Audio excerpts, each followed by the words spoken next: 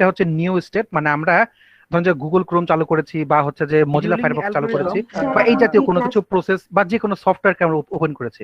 তো তখন তো কি করলাম, P1 P2 P3 এরকম করে অনেকগুলো প্রসেস হচ্ছে কি আমাদের এখানে ওপেন হয়ে গেল। তো ওপেন হওয়ার পরে আমরা কি করলাম, আর এখানে মনে করেন যে অনেকগুলা প্রসেস আছে, এখানে মনে করেন যে অনেকগুলা প্রসেস আছে। তো এখন এই প্রসেসগুলা এই এই স্টেটে আসবে। এই স্টেটে আসা মানে হচ্ছে যে এখন আমরা ইয়া করতে পারবো,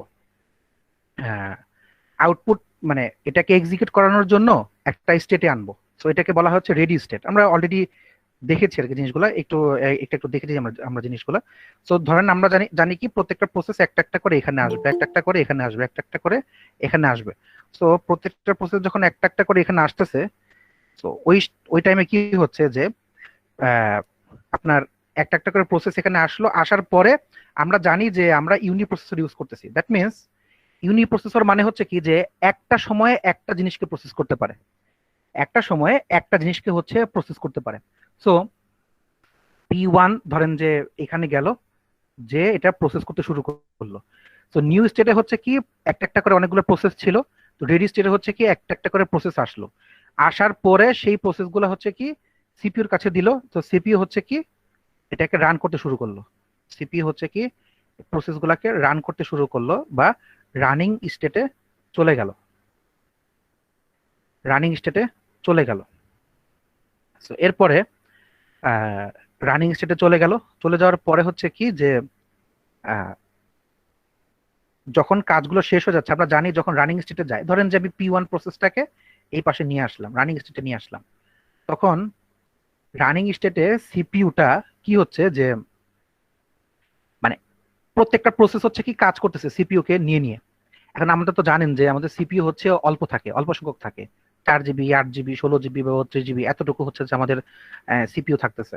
সো সিপিইউ যতটুকু পরিমাণ কাজ করতে পারে, সে ঠিক ততটুকু পরিমাণ দিয়ে কি প্রত্যেকটা প্রসেসকে হচ্ছে প্রসেস করতেছে। এখন মনে করেন যে প্রসেস P1 এখানে আসলো, এসে প্রসেস শুরু করছে, তারপরে কাজ শেষ করার পরে হচ্ছে কি জিনিসগুলা টার্মিনেট হয়ে যাচ্ছে। সো জিনিসগুলা কি টার্মিনেট হয়ে যাচ্ছে। তো এখন টার্মিনেট হয়ে যাচ্ছে। তো এখন আমরা এই যে প্রসেসটা নিউ স্টেট থেকে শুরু করে এই টার্মিনেট স্টেট পর্যন্ত গেল, নিউ স্টেট থেকে শুরু করে যে টার্মিনেট স্টেট পর্যন্ত যাচ্ছে, এই কাজগুলো হতে একটা টাইম লাগতেছে কিন্তু। দ্যাট মিনস হচ্ছে প্রত্যেকটা কাজ শুরু থেকে শেষ হওয়া পর্যন্ত কিন্তু বেশ টাইম লাগতেছে। তো যখন টাইম লাগতেছে বাকি প্রসেসগুলো কিন্তু বসে আছে।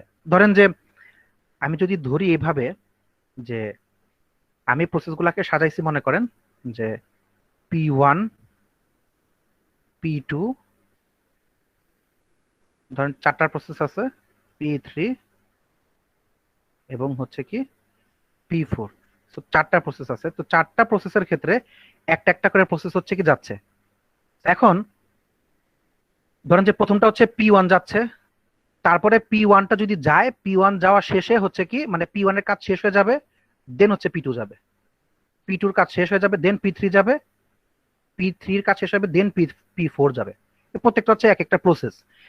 এখন এখানে কথা হচ্ছে কি যে একটা একটা করে প্রসেস যখন যাচ্ছে, তখন যখন একটা প্রসেস সিপিইউ তে চলে যায়, একটা প্রসেস যখন সিপিইউ পেয়ে যায়, হ্যাঁ, তো তখন কি শুধুমাত্র ওই প্রসেসটারে কিন্তু কাজ চলতে থাকে। ওই সময় কিন্তু বাকি প্রসেসগুলো কিন্তু কিউতে বসে থাকে, লাইনে বসে থাকে যে কখন আমাকে আসবে, তাকে হচ্ছে কি আমি প্রসেস করাবো, তখন হচ্ছে কি আমরা প্রসেস করাবো। তো ততক্ষণ পর্যন্ত কিন্তু সে বসে থাকে, ওয়েট ওয়েট করতে থাকে। তো আমরা যেহেতু ধরে নিয়েছি যে আমরা ইউনি প্রসেসরকে ইউজ করছি, সুতরাং আমরা এই প্রসেসগুলো থেকে যে কোনো একটা প্রসেসকে এক্সিকিউট করার জন্য আমরা কি ধরনের ক্রাইটেরিয়া ইউজ করতে পারি, তো সেটা কি বলা হয় হচ্ছে শিডিউলিং অ্যালগোরিদম।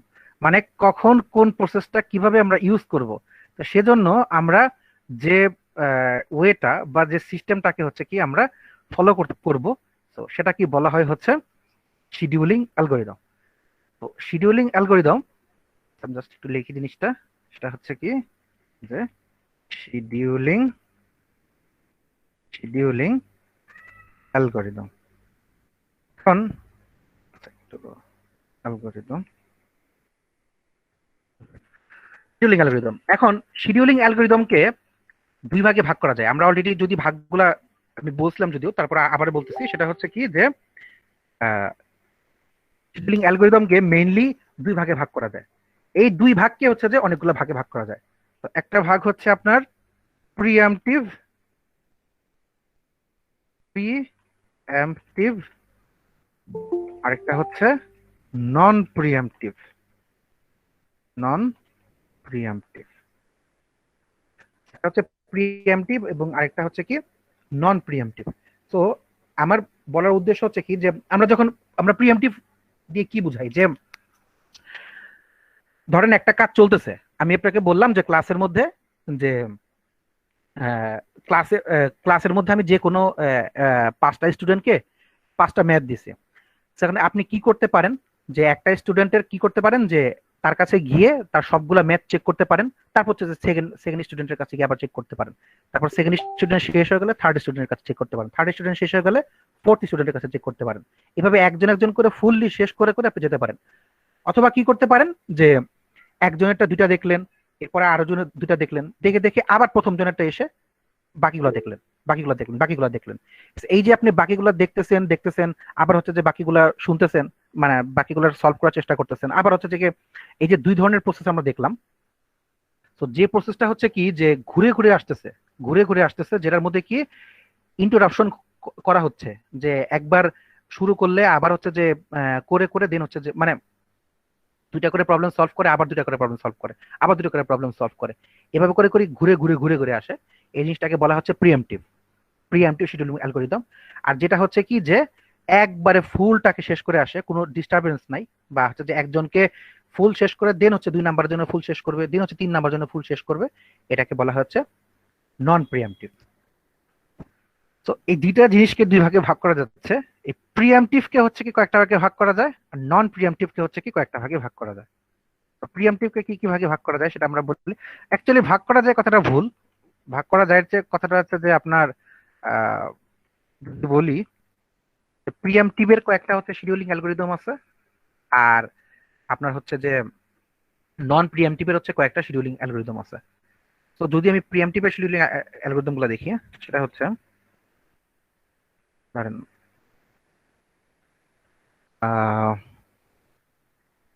এটাকে বলা হয় শর্টেস্ট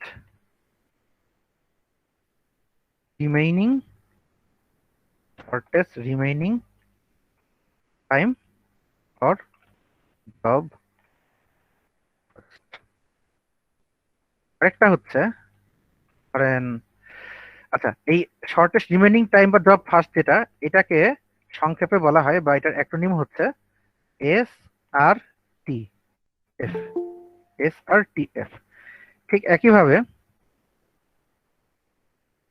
ঠিক একইভাবে যখন আমরা হচ্ছে এটার জন্য আরেকটা বের করছি, মানে আরেকটা বের করছি কি যে আরো একটা আছে, সেটা হচ্ছে যে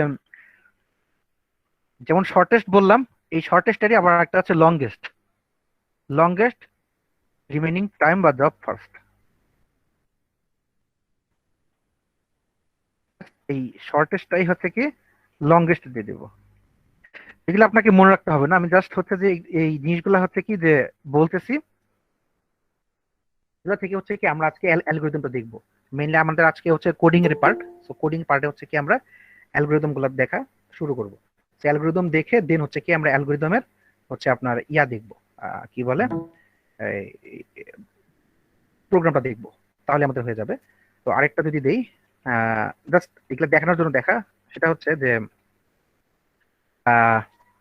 রাউন্ড রবিন রাউন্ড রবিন। আর 4 নাম্বার হচ্ছে একটা দেই, সেটা হচ্ছে priority base priority base.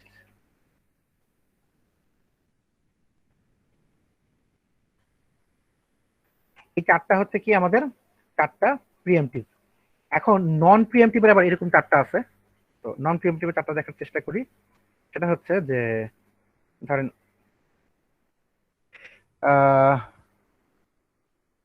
First come first serve, first come first serve হচ্ছে FCFS। 2 হচ্ছে shortest job first, shortest job first, SJF, shortest job first.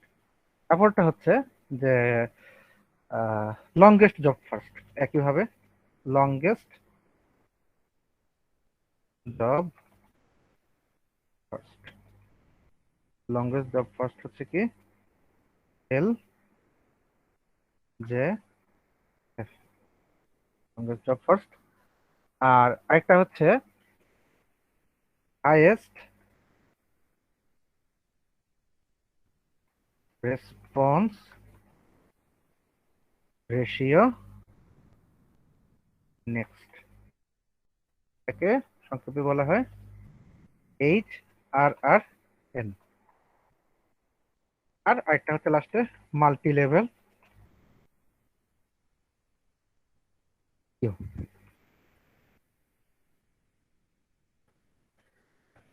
তো আমরা আজকে হচ্ছে যে দুইটা দেখবো, সেটা হচ্ছে যে এই ফার্স্ট কাম ফার্স্ট সার্ভ আর একটা হচ্ছে শর্টেস্ট জব ফার্স্ট, দুইটা হচ্ছে আমরা দেখার চেষ্টা করব। তো এই দুইটা দেখার আগে প্রথমে আমরা হচ্ছে কয়েকটা সংজ্ঞা একটু জেনে নিব। এই সংজ্ঞাগুলো হচ্ছে কি আমাদের এই দুইটা ইয়া করার ক্ষেত্রে, এই অ্যালগরিদম করার ক্ষেত্রে আমাদের বেশ কাজে লাগবে। তো সংজ্ঞাগুলো হচ্ছে, প্রথমে আমি যদি বলি, খাতা চাইলে আপনারা খাতা লিখে নিতে পারেন। সংজ্ঞাগুলো হচ্ছে এরকম যে arrival time, arrival time, arrival time হচ্ছে কি যে, তার আগে বলি যে সব ধরনের সিপিইউ শিডিউলিং এই প্রথমে টাইম নিয়ে একটু ডিসকাস করতে হয়, কারণ সিপিইউ শিডিউলিং যেহেতু আপনারা দেখছেন যে জিনিসটা পুরোপুরি টাইম নিয়ে, মানে কখন কোন টাইমে কোন প্রসেসটা যাবে। আমি এই যে যে আপনাদেরকে দেখালাম যে যে P1 P2 P3 P4, এখন মনে করেন যে P1 এর কম সময় লাগে, P3 এর বেশি সময় লাগে, তো P1 আগে যাবে না P3 আগে যাবে? অবভিয়াসলি P1 আগে যাওয়ার কথা। তো যার কার কম সময় লাগতেছে, কার বেশি সময় লাগতেছে, কে কোন সময় যাবে, কে কার কখন যাওয়া উচিত, বা কখন গেলে হচ্ছে যে সে সঠিকভাবে সিপিইউ কে দিয়ে প্রসেস করাতে পারবে, এই যে প্রসেস করানোর জন্য তাদের যে টাইমটা ভাগ করে নেওয়া, এই জিনিসটার হচ্ছে কি কয়েকটা ভাগে ভাগ করে নেওয়া হয়। এই জাস্ট টাইমিং গুলোকে আমরা, পুরো বিষয়টা কিন্তু টাইম নিয়েই কথা বলতেছি।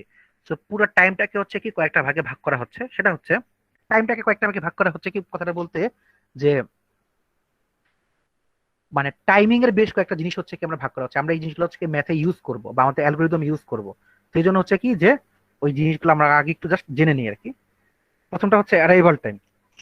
অ্যারাইভাল টাইম হচ্ছে, যদি ফার্স্টে মুখে বলি যে একদম প্রথমে আমাদের যে প্রসেসটা শুরু হয়েছে, একদম প্রথমে ধরেন যে আপনি যে কোনো একটা সফটওয়্যার আপনি মানে ইয়া করলেন, অন করলেন, বা হচ্ছে যে আপনি এই যে আমি পেইন্টটা হচ্ছে অন করেছি, এই পেইন্টটাই কিন্তু একটা প্রসেস।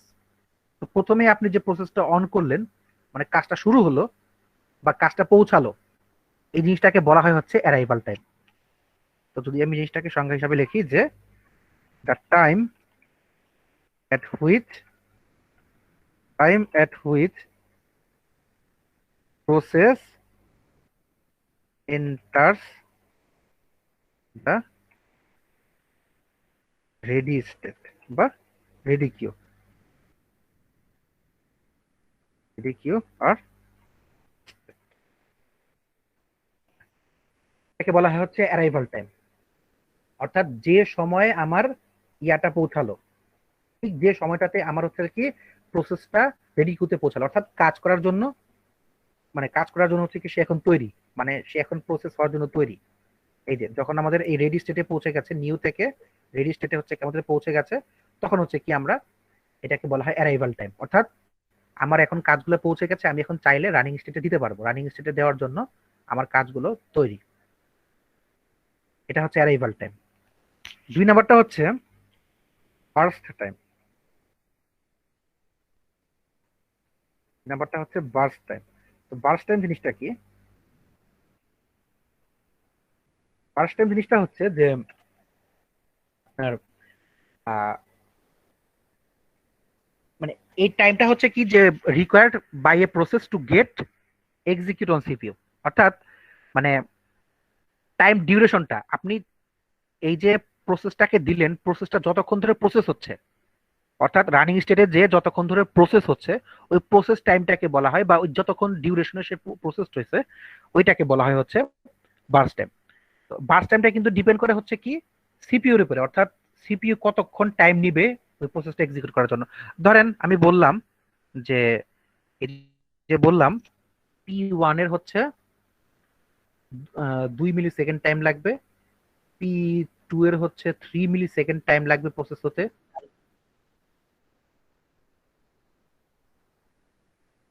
কোটা স্টেট স্টেট স্টেট। আচ্ছা, বাস টাইম হচ্ছে কি প্রসেস হতে কতক্ষণ টাইম লাগবে, অর্থাৎ ধরেন যে P1টার প্রসেস হতে 2 মিলি সেকেন্ড টাইম লাগতেছে, 2 মিলি সেকেন্ড, সেকেন্ড লাগতে পারে, মিনিটও লাগতে পারে। আবার P2 হচ্ছে কি 3 মিলি সেকেন্ড টাইম লাগতেছে, আবার P3 হচ্ছে ধরেন 1 মিলি সেকেন্ড টাইম লাগতেছে, আর P4 মনে করেন যে 4 মিলি সেকেন্ড টাইম লাগতেছে। তো চার ধরনের মিলি সেকেন্ড টাইম লাগতেছে। এখন আমার কথা হচ্ছে যে চারটার মধ্যে আমরা দেখতে পেলাম যে P3 যেটা, P3 এর হচ্ছে টাইম সবচেয়ে কম লাগতেছে, তারপর হচ্ছে P1 এর তারপর হচ্ছে টাইম কম লাগতেছে, তারপর হচ্ছে P2, তারপর হচ্ছে P4। তো কার টাইম কম লাগতেছে মানে এই টাইমটা হচ্ছে কি তাদের এক্সিকিউট হওয়ার টাইম। যখন রেডি স্টেট থেকে রানিং স্টেটে এসে পড়বে, অর্থাৎ সিপিইউর কাছে চলে যাবে, সিপিইউ খালি আছে, এখন সিপিইউ বলবে আসো আমার কাছে, আমি তোমাকে এক্সিকিউট করব, বা আমি তোমাকে নিয়ে, বা আমি তোমার কাজগুলো এখন করে দিব। তো সিপিইউ যে কাজগুলো করতেছে, তো প্রত্যেকটা প্রসেস হচ্ছে কি তাদের টাইম অনুসারে যাবে। তো কোন প্রসেসটা কখন কার কাছে যাবে, বা আমরা এখানে দেখতে পাচ্ছি যে প্রত্যেকেরই টাইম দেওয়া আছে। একটাতে অ্যারাইভাল টাইম আছে, যে কখন সে পৌঁছাইছে রেডি স্টেটের কাছে। আবার একটা হচ্ছে কি বার্স্ট টাইম, যে হচ্ছে যে তার কতক্ষণ কাজ, মানে কতক্ষণ সময় লাগতে পারে কাজটা করতে। এটাকে আপনি চিন্তা করতে পারেন ব্যাংকের মতো, যে আপনি ব্যাংকে গেলেন, ব্যাংকে আপনি পৌঁছালেন কখন, অথবা মনে করেন যে আচ্ছা ব্যাংকই ধরি, যে আপনি ব্যাংকে গেছেন, ব্যাংকে আপনি পৌঁছাইছেন মনে করেন যে সকাল 10টায়। হ্যাঁ, তো সকাল 10টায় পৌঁছানোর পরে এখন আপনি তো লাইনে দাঁড়াইছেন, যদি লাইনে দাঁড়ান সেটা কিন্তু আবার অন্য টাইম। কিন্তু যদি এর এমন হয় যে আপনি এই ব্যাংকে ঢোকার সঙ্গে সঙ্গে হচ্ছে যে, মানে আপনার ধরেন যে আপনি চেক নিয়ে কাজ করবেন, বা হচ্ছে যে মানে আপনার চেক মানে কোনো অ্যাকাউন্ট খুলবেন, বা আপনি যে ব্যাংকে যে কাজে গেছেন না কেন, তো যে কাজটায় গেছেন ওই পার্টিকুলার কাজটা আপনি সঙ্গে সঙ্গে যার পর পেয়ে গেলেন, তা যতক্ষণ ধরে আপনি কাজটা করলেন ওই কাজটা ডিউরেশনটাই হচ্ছে কি বার্স্ট টাইম। তো প্রসেসটা যতক্ষণ ধরে কাজ করবে সিপিইউর মধ্যে ওই টাইমটাকে বলা হয় হচ্ছে বার্স্ট টাইম। তো এই জিনিসটাকে যদি আমি একটু ইয়া করি, সংখ্যা হিসাবে লিখি, সেটা হচ্ছে যে it is a time, is a time required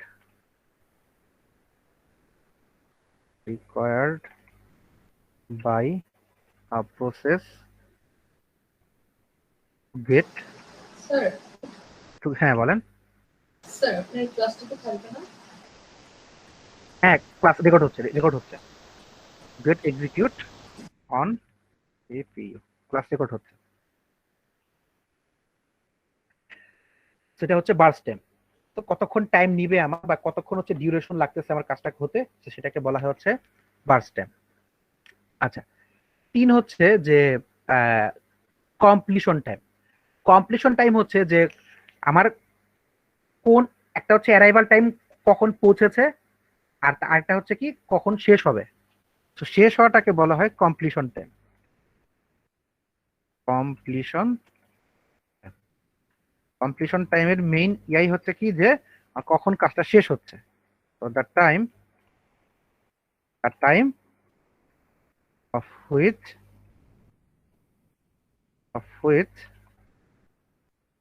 process completes its execution. তো আমরা মনে করেন যে ব্যাংকে গেছি হচ্ছে 10টায়, হ্যাঁ মানে প্রসেস শুরু করলাম হচ্ছে 10টায়, আর প্রসেসটা শেষ হয়েছে মনে করেন যে 15 মিনিট, তাদের 15 মিনিট দরকার ছিল, 15 মিনিটে কাজ শেষ হয়েছে। আর প্রসেস মনে করেন যে মানে আপনি ব্যাংকে পৌঁছাইছেন হচ্ছে 10টায়, সকাল 10টা হচ্ছে পৌঁছাইছেন, পৌঁছানোর পরে পৌঁছানোর পরে আপনি মানে সকাল 10টায় হচ্ছে আপনি ব্যাংকে পৌঁছাইছেন। পৌঁছানোর পরে আপনি হচ্ছে যে মোট 15 মিনিট কাজ করছেন, আপনার 15 মিনিট হচ্ছে কি ব্যাংকে কাজ হয়েছে। 15 মিনিট কাজ হওয়ার পরে আপনি ব্যাংক থেকে বের হয়েছেন মনে করেন যে 10টা 20-এ বের হয়েছেন। কাজ আপনি মনে করেন কাজ যাওয়ার সঙ্গে সঙ্গে হচ্ছে কাজটা পেয়ে গেছেন এবং 10টা 20-এ হচ্ছে কি আপনি ব্যাংক থেকে বের হয়েছেন। এই যে আপনি 15 মিনিট কাজ করলেন, এই 15 মিনিটটা হচ্ছে কি বার্স্ট টাইম। আপনার কতক্ষণ কাজ হয়েছে বার্স্ট টাইম। আর এই যে আপনি হচ্ছে যে যে টাইমে হচ্ছে পৌঁছাইছেন, মানে যে টাইমে হচ্ছে পৌঁছাইছেন সেটাকে বলা হয় হচ্ছে অ্যারাইভাল টাইম। লিখলাম না, অ্যারাইভাল টাইম। আর যখন হচ্ছে কি আপনি ব্যাংক থেকে বের হয়েছেন সব কাজ শেষ করে, এটাকে বলা হচ্ছে কমপ্লিশন টাইম। অর্থাৎ ফুল কাজ শেষ করে আপনি প্রসেস থেকে বের হয়ে গেছেন, মানে কম্পিউটার যখন প্রসেস থেকে বের হয়ে যায়, সরি, প্রসেসটা যখন প্রসেসর থেকে বা সিপিইউ থেকে বের হয়ে যায় কাজ শেষ করে, তখন তাকে বলা হচ্ছে কমপ্লিশন টাইম। আচ্ছা, এরপরে হচ্ছে কি আর কয়েকটা সংখ্যা আছে, সেই সংখ্যাগুলো হচ্ছে কি এই দুই তিনটাকে মিলায়, তো মিলায় হচ্ছে turnaround time. Turn around time, তো টাইম টার্ম টার্ন এই টার্ন অ্যারাউন্ড টাইম জিনিসটা কি? টার্ন অ্যারাউন্ড টাইম জিনিসটা হচ্ছে যে অ্যারাউন্ড টাইম জিনিসটা হচ্ছে যে আমরা কখন এই যে কাজটা যে শুরু করছিলাম বা কাজটা যে শেষ করলাম, শুরু করা আর শেষ করা দুইটার মাঝখানে কতক্ষণ টাইম ছিল, পার্থক্য ছিল, দুটাকে বিয়োগ করলে, অর্থাৎ আমি কখন শেষ করছি টাইমটা, কখন কাজটা শেষ করছি বা কখন বের হয়ে গেছি, এখান থেকে কমপ্লিশন টাইম থেকে আমি যদি আমার অ্যারাইভাল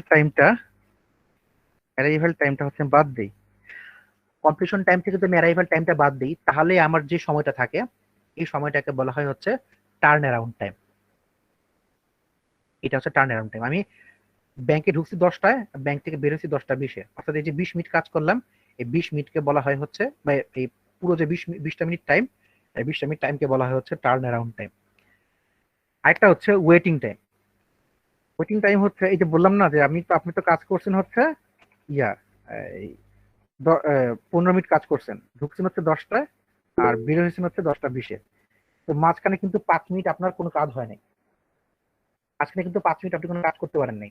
এই 5টা মিনিট হচ্ছে কি আপনার ওয়েস্ট গেছে, এই 5টা মিনিট হচ্ছে কি ওয়েস্ট যে টাইমটা, সেটা হচ্ছে কি ওয়েটিং টাইম। তো এই ওয়েটিং টাইমটা বের করা হয় কি দিয়ে, যে আপনি ফুল টাইম থেকে কতটুকু কাজ কমপ্লিট হয়েছে, অর্থাৎ যতক্ষণ আপনি ব্যাংকে ছিলেন, যতক্ষণ ফুল টাইমটা যে আপনি ব্যাংকে ছিলেন, অর্থাৎ টার্ন অ্যারাউন্ড টাইম, সেই টাইম থেকে আপনি কতটুকু হচ্ছে অ্যাকচুয়ালি কাজ করছেন, সেই টাইমটা বিয়োগ দিলে যা থাকবে সেটাকে বলা হয় হচ্ছে ওয়েটিং টাইম। অর্থাৎ turn around time, turn around time থেকে যদি আমি বার্স্ট টাইমটা বাদ দিই, তাহলে আমার যে টাইমটা থাকে সেটাকে বলা হয় হচ্ছে ওয়েটিং টাইম। আচ্ছা, এখন কথা হচ্ছে কি এই ওয়েটিং টাইমের মধ্যে দুই ধরনের প্রসেস হয়। এই ওয়েটিং টাইমের মধ্যে দুই ধরনের প্রসেস হয়। একটা হচ্ছে মানে কি কি কারণে হচ্ছে ওয়েটিং করছে, আমি তো ব্যাংকের কথা বললাম, তো ব্যাংকে কি কারণে ওয়েটিং হতে পারে? ধরেন যে আপনি লাইনে দাঁড়ায় আছেন, সেজন্য ওয়েটিং হতে পারে। আপনি হচ্ছে যে আহ, মানে মানে আপনাকে একজন একটা কাজে পাঠালো যে আপনি ওই ওই পাশ থেকে যে সাইন করে আসেন, আপনি সাইন করতে গেলেন, ওইখানে দেখলেন যে ঝামেলা। আবার মনে করেন যে আপনি ব্যাংকে একটা অ্যাকাউন্ট খুলতে গেছেন, আপনি হচ্ছে যে আপনার যে মানে যে যে জিনিসগুলো দরকার আপনি সবগুলো জিনিস নিয়ে যাননি, তা আপনাকে আবার হচ্ছে একটু টাইম লাগালো। আবার মনে করেন যে আপনি ব্যাংকে কাজ করতেছেন, মানে তাকে আপনি ইয়া ইয়া দিয়েছেন, মানে আপনার সব ইনফরমেশন দিয়েছেন, দেখলেন যে নেটে সমস্যা, তো নেটে হচ্ছে যে কাজ করতেছেন, তো আপনি দেখলেন যে ঝামেলা হয়ে গেল, আপনার সময়টা বেশি লেগে গেল। তো এই জিনিসটা যদি আমি আমার সিপিইউতে বা আমার কম্পিউটার সিস্টেমে বা অপারেটিং সিস্টেমে নিয়ে আসি, যে আমার যদি প্রবলেম হয়, কি হতে পারে, মানে এই ওয়েটিং টাইমটা কি কারণে হতে পারে, সেটা হচ্ছে দুইটা বাউন্ড থাকে। একটাকে বলা হয় সিপিইউ বাউন্ড, আর একটাকে বলা হয় ইনপুট আউটপুট বাউন্ড। একটা সিপিইউ বাউন্ড, একটা ইনপুট আউটপুট বাউন্ড। আচ্ছা, সিপিইউ বাউন্ডটা কি আর ইনপুট আউটপুট বাউন্ডটা কি? সেটা হচ্ছে সিপিইউ বাউন্ডটা হলো যখন ধরেন একটা প্রসেস এক্সিকিউট হয় সিপিইউ এর ভিতরে, সে প্রথমেই বলে দেয় যে আমার 10 মিনিট লাগবে এক্সিকিউট হওয়ার জন্য, তাহলে এই 10 মিনিট হচ্ছে পিওরলি সিপিইউ এর টাইম, অর্থাৎ সিপিইউ 10 মিনিট লাগাবে টাস্কটাকে এক্সিকিউট করার জন্য। দ্যাট মিনস এই যে আমি বললাম যে এই পি ওয়ান এর হচ্ছে 2 মিলি সেকেন্ড টাইম লাগতেছে, তো এই যে 2 মিলি সেকেন্ড টাইম লাগতেছে, তো তার জন্য কি তাহলে বাকি 2 মিলি সেকেন্ডে পি টু কে বসে থাকতে হচ্ছে না? পি টু তো এখন কোনো কাজ করতে পারতেছে না, জাস্ট সে রেডি করতে বসে আছে যে কখন আমাকে দিয়ে কাজ করাবে। তো তাহলে কি পি টু এর জন্য কিন্তু 2 মিনিট সময় বসে থাকতে হচ্ছে। আবার কি পি ফোর এর হচ্ছে 4, তো তাকে কিন্তু এই বাকি যে 2 আর 3 মানে 5 যে মিলি সেকেন্ড টাইম, তাকে কিন্তু এই 5 মিলি সেকেন্ড টাইম তাকে বসে থাকতে হচ্ছে। তো এই যে 5 মিলি সেকেন্ড যে সে বসে আছে, এই 5 মিলি সেকেন্ডে কিন্তু তার জন্য হচ্ছে ওয়েটিং টাইম। তো ফুল টার্ন অ্যারাউন্ড টাইম থেকে বার্স্ট অ্যারাউন্ড টাইমটা হচ্ছে বাদ দিচ্ছে সে। অর্থাৎ সিপিইউ কে নিয়ে সিপিইউ যখন কাজ করতেছে, তখন সিপিইউ যে টাইমটা লাগাচ্ছে ওটা হচ্ছে আরেকটার জন্য সিপিইউ বাউন্ড, মানে আরেকটার জন্য টাইম, যে টাইমটা তাকে ওয়েট করতে হচ্ছে। আরেকটা বললাম হচ্ছে input output bound. Input output bound হচ্ছে কি, ধরেন যে কিছু সিপিইউ মানে সিপিইউ টাইম ছাড়াও অনেক সময় হচ্ছে কি প্রসেসে ইনপুট আউটপুটের টাইমও থাকে। ইনপুট আউটপুট টাইমের অর্থ হচ্ছে কি, ধরেন একটা সি প্রোগ্রাম আছে, ওই প্রোগ্রামে অনেক ধরনের অনেকগুলো ইনস্ট্রাকশন আছে। ধরেন আপনি অ্যাডিশন ফাংশন আছে, সাবট্রাকশন ফাংশন আছে, বা ডিভিশন ফাংশন আছে। কিন্তু ওখানে যদি আমি চাই যে, আপনারা তো নিশ্চয়ই সি প্রোগ্রামে দেখেছেন যে ফাইলকে হচ্ছে রিড করা যায়। তো ধরেন যে আমি ফাইলকে রিড করব, যে ফাইলটা হচ্ছে কি আমার সেকেন্ডারি মেমোরিতে আছে। যদি আমি কোনো কারণে ফাইলকে রিড করতে চাই, তাহলে হচ্ছে কি এই প্রোগ্রাম থেকে আবার সেই ফাইলে যেতে হবে, ফাইলে গিয়ে দেখবে আমার ফাইলে কি আছে, সেটাকে আবার আনবে, তারপর হচ্ছে কি প্রোগ্রামটা রান করবে। তো প্রোগ্রামে রান করবে না সে ফাইলটাকেই দেখবে? তো ফাইলটাকেও আনতে হবে। তো এই যে ফাইলে আনার জন্য, বা হচ্ছে যে আপনি কাজ করার মাঝখানে কোনো প্রিন্টার বাই মানে প্রিন্ট বাই স্ক্যান জাতীয় কোনো কাজ করতেছেন, ইনপুট ইনপুট আউটপুট ডিভাইস দিয়ে মানে কাজ করাচ্ছেন। তো এটা এটা বলতে আমি বোঝাতে চাচ্ছি যে ইনপুট আউটপুট কিছু কাজ আছে আমাদের প্রোগ্রামের, জাস্ট কম্পিউটারের ভেতরে কাজ করার মধ্যে ইনপুট আউটপুট কিছু কাজ আছে যেগুলো বাইরের থেকে ইনপুট দেওয়া হচ্ছে। ওই ধরনের ইনপুট আউটপুট কাজ যখন আমি দিচ্ছি, তো তখনও কিন্তু কম্পিউটারের বেশ কিছু টাইম ওয়েট করতে হচ্ছে, বা আমার প্রোগ্রামটার কিন্তু বেশ কিছু সময় হচ্ছে ওয়েট করতে হচ্ছে। এই যে প্রোগ্রামটা বেশ কিছু সময় ওয়েট করতে হচ্ছে, এই সময়টাকে বা ইনপুট আউটপুটের জন্য যে সময়টা তাকে ওয়েট করতে হচ্ছে, ওই ওয়েটিং টাইমটাকে বলা হয় ইনপুট আউটপুট বাউন্ড। একটা হচ্ছে সিপিইউ বাউন্ড, একটা হচ্ছে ইনপুট আউটপুট বাউন্ড। তো ওই ওয়েটিং টাইমটা হচ্ছে কি আমরা বের করি টার্ন অ্যারাউন্ড টাইম থেকে বার্স্ট টাইমকে বিয়োগ করলে আমরা হচ্ছে কি ওয়েটিং টাইমটা পেয়ে যাই। আর লাস্ট আরেকটা হচ্ছে কি রেসপন্স টাইম। রেসপন্স টাইমটা অনেকটা ইয়ার মতোই, ওয়েটিং টাইমের মতোই। তারপর যদি আমি এটাকে একটু ইয়া করি, কি বলে সংজ্ঞায়িত করি, সেটা হচ্ছে কি যে যখন ফুল প্রসেসটা পাইছে, অর্থাৎ the time at which process get CPU first, মানে যে সময়টাতে হচ্ছে কি আমার প্রসেসটা সিপিইউ কে পেয়েছে।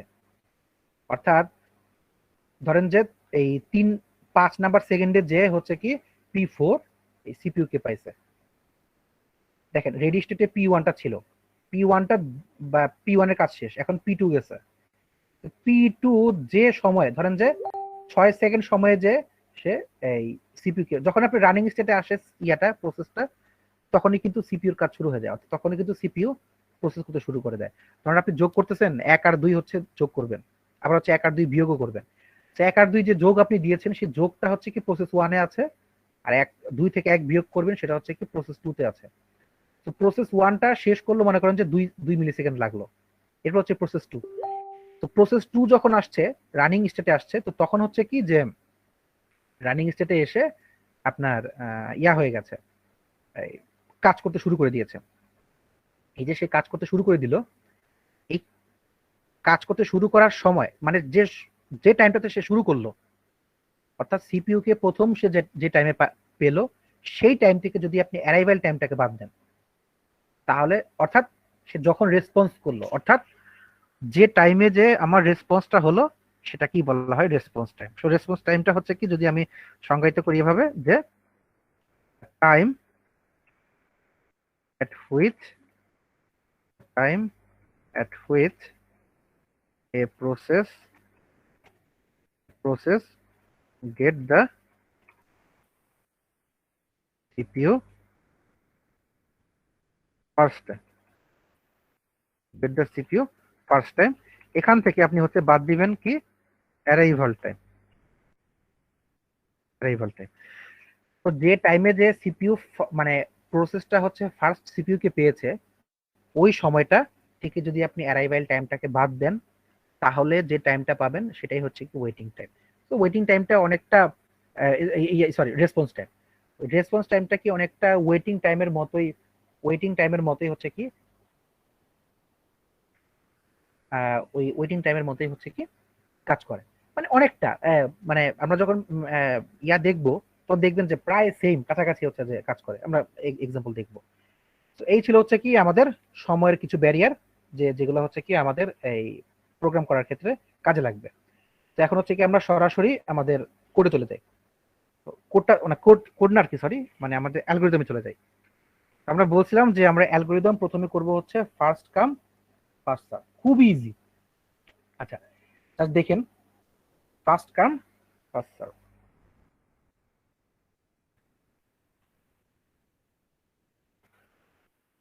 First come first serve. আমি প্রোগ্রামে মানে এই অ্যালগরিদম করার সময়ও এই সবগুলা সংখ্যা বলতে পারতাম, বাট এই সংখ্যাগুলো আগে বলার কারণ হচ্ছে কি যেন আমাদের এখানে গিয়ে আবার এক্সট্রা করে বলতে না হয়, প্রত্যেকবার যেন বলতে না হয়। তো এই জন্য হচ্ছে কি আমি প্রথমেই এগুলো দিয়ে দিলাম, যে এটাকে সংক্ষেপে বলা হয় হচ্ছে এফসিএফএস। এফসিএফএস বা first come first serve.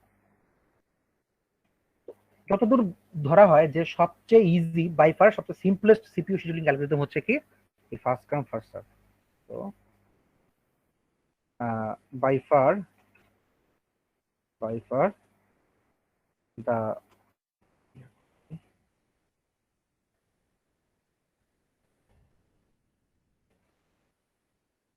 by far the simplest CPU scheduling algorithm. তো এই প্রসেসটা হচ্ছে কি যে মানে রিকোয়েস্ট করে প্রথমে সিপিইউ কে, তারপর হচ্ছে সিপিইউ তে অ্যালোকেট হয়, অর্থাৎ যে আগে আসবে সে আগে পাবে, অর্থাৎ যার কাছে প্রথমে আসবে সে হচ্ছে কি প্রথমে পাবে। লেখাটা হ্যাঁ হ্যাঁ অবশ্যই করা যাবে। আচ্ছা,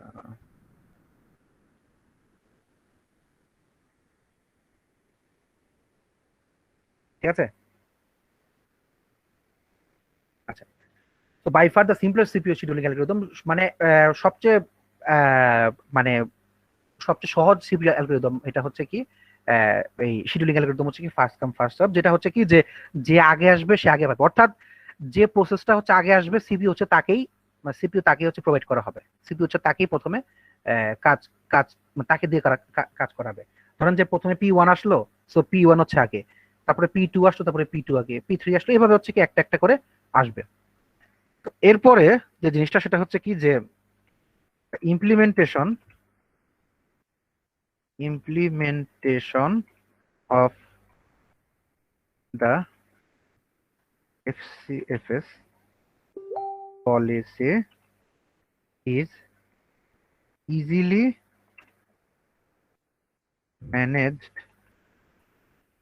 managed with a FIFO queue. যদি আমরা কেউ ফিফো না শুনে থাকি, ফিফো মানে হচ্ছে কি first in first out. First in first out জিনিসটা কি, যদি আমি বলি যে ধরেন যে আপনি লাইনে দাঁড়িয়েছেন একটা যে কোনো একটা ব্যাংকের লাইনে দাঁড়িয়েছেন, যে আপনি টাকা জমা দিচ্ছেন বা টাকা উঠাচ্ছেন, মানে হ্যাঁ আপনি হচ্ছে যে মানে লাইনে জাস্ট যারা আমাদের যাদের মনে আছে তো ভালো, যাদের মনে নাই তাদের জন্য বলছি, সেটা হচ্ছে যে ফিফো জিনিসটা হচ্ছে কি যে ধরেন এখানে হচ্ছে আপনার ব্যাংকের বুথ, এটা হচ্ছে ব্যাংকের বুথ মনে করেন। তো এখানে আপনি দাঁড়ানো, তার পিছনে আরেকজন দাঁড়ানো, তার পিছনে আরেকজন দাঁড়ানো, তার পিছনে আরেকজন দাঁড়ানো। তো যে ফার্স্টে আসবে সে তার কাজ শেষ করে এখান থেকে চলে যাবে, তারপর হচ্ছে সেকেন্ড জন আসবে, বা যদি লাইন ঠিক থাকে আর কি, তারপর হচ্ছে থার্ড জন আসবে, তারপরে ফোর্থ জন আসবে, এভাবে হচ্ছে কি আসবে। তো কেউ যদি নতুন আসে সে কিন্তু প্রথমেই এখানে আসতে পারবে না, তাকে এখানেই আসতে হবে, পিছনে দাঁড়াতে হবে, পিছনে দাঁড়াবে, তারপর এক এক করে হচ্ছে কি সে সামনে যাবে, তারপর হচ্ছে যে কাজ শেষ হবে তারপর চলে যাবে। অর্থাৎ ফার্স্ট ইন প্রথমে যে আসতেছে সেটা হচ্ছে কি একদম প্রথমে যে আসবে প্রথমে সে আউট হয়ে যাবে। First in first out, first in first out, এই জিনিসটাকে সংক্ষেপে বলা হয় হচ্ছে ফিফো, মানে যদি আপনি অ্যাক্রোনিম করেন আর কি। তো এই ফিফো ওয়েতেই হচ্ছে কি আমাদের এই শিডিউলিং এই মানে ফার্স্ট কাম ফার্স্ট সার্ভ অ্যালগরিদমটা হচ্ছে কি রান করবে। তো প্রথমে যে দাঁড়ায় তাকে বলা হয় হচ্ছে হেড, প্রথমে যে দাঁড়ায় তাকে বলা হয় হচ্ছে হেড, আর লাস্টে যে দাঁড়ায় তাকে বলা হয় হচ্ছে টেইল।